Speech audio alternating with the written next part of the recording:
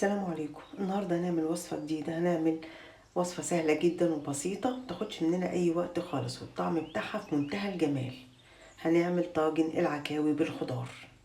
نبدأ على بركة الله ونشوف عملناها ازاي. أنا طبعا غسلت العكاوي كويس وصفيتها، وهحطها في صينية تدخل الفرن. هضيف عليها بصل متقطع مكعبات، وكمان شوية من الثوم الصحيح. لو ما بتحبوش الشطة تقدروا تستخدموا فلفل عادي.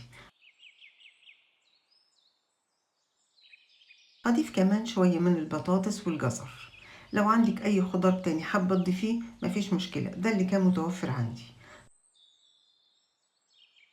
هضيف شوية من الملح والفلفل وشوية من الزيت، زيت زيتون أو زيت نباتي المتوفر.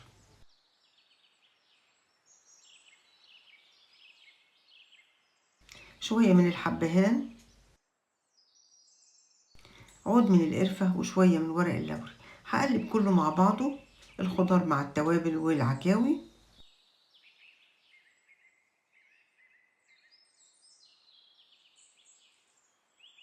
وهرصهم في الصينية بشكل منظم كده.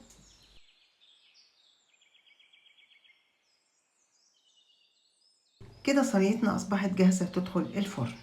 أنا مش هحط لها أي مية خالص، المية اللي هتنزل من الخضار هي اللي هتسوي العكاوي.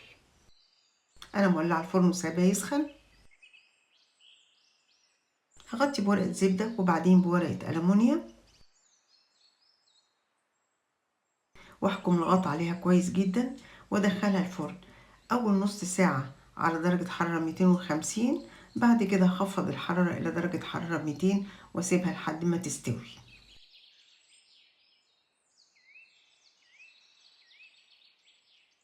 وده شكلها بعد ما خلصت، مستوية ودايبة دوب، والخضر كمان مستوي ودايب.